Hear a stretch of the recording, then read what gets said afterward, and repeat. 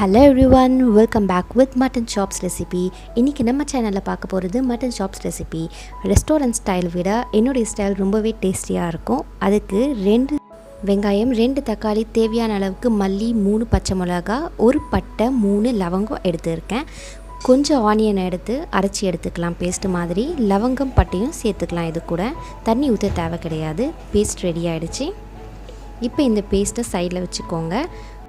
Pressure குக்கரில் 300 gram mutton add பண்ணியிருக்கேன். Cut பண்ணி வச்சுருக்க எல்லா இன்க்ரீடியன்ஸையும் ஆட் பண்ணியிருக்கேன். கூடவே நம்ம அரைச்சி வச்சுருக்க ஆனியன் பேஸ்ட்டையும் இப்போ ஆட் பண்ண போகிறோம்.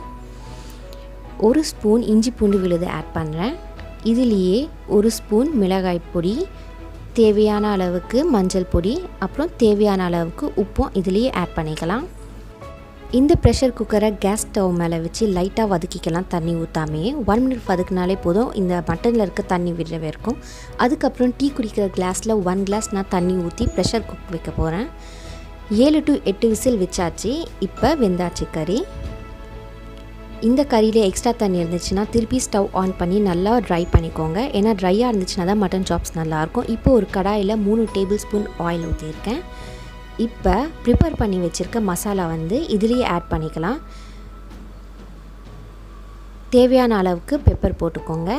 உங்கள் காரத்துக்கு ஏற்ற மாதிரி போட்டுக்கோங்க. இப்போ நல்லா வதக்கிக்கிட்டே இருங்க. அப்போ தான் இதில் இருக்க மசாலாலாம் நல்லா கரைஞ்சி நல்ல கிரேவி பதத்தில் இருக்கும். சுவையான மட்டன் சாப்ஸ் ரெடி. உங்களுக்கு இந்த வீடியோ பிடிச்சிருந்துச்சின்னா உங்கள் ஃப்ரெண்ட்ஸ் அண்ட் ஃபேமிலி மெம்பர்ஸ்க்கு ஷேர் பண்ணுங்கள். தேங்க்யூ ஃபார் வாட்சிங் perfect ingredients. Please subscribe for more recipes.